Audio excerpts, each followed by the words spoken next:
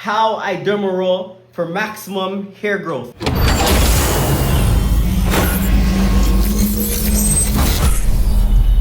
Chico Cash, Chico Cash, Chico Cash. It's your boy Chico Cash, let's go.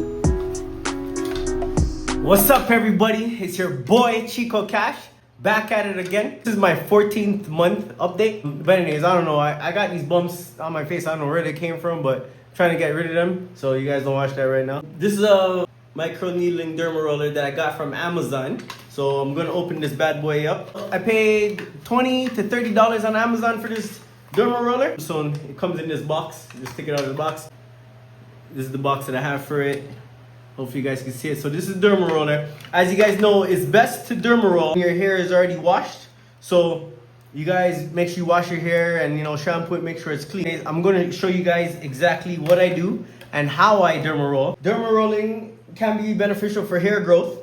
When you use this derma roller, it creates micro injuries on the scalp, which stimulate the production of collagen and improve blood flow to your hair. This process, when you do it, it grows and it strengthens your hair, your existing hair that you already have. I believe it helped my hair grow. I don't know if you guys could see it. It helped my hair grow, and I feel good with my derma roller. The one that I have is a 0.5 millimeter. This is it right here. Hopefully you guys can see it. I'm gonna show you how I derma roll. I usually go about, I'm actually doing a freehand right now, so I'm hoping the camera's catching it.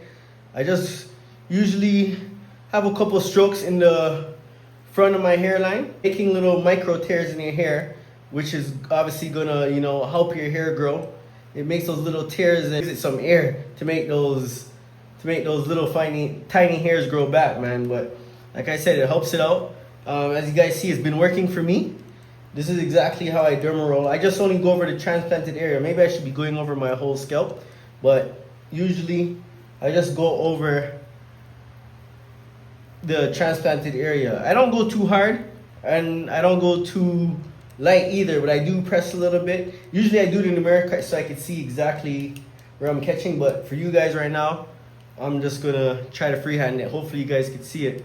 But yeah, this is what I do. This is how I derma roll, man. It's been helping me, as you guys can see. Some people, they say if you go too much, it may not be good, but I just go until I'm comfortable. But I do try to get it on all angles, and not too hard or not too soft, but give a little bit of pressure where it's feeling it. You are gonna feel a little bit of pain, but that's what you need.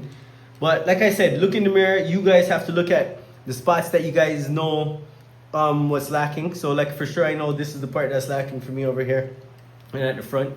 So that's what I do. I don't derma roll too much. Actually, I cleaned my tools before I started this video. So what you guys should actually do is wash the tool, wash it with water, and then spray some alcohol on it before and after you derma roll. So I just wanted to show you guys my hair and how it is.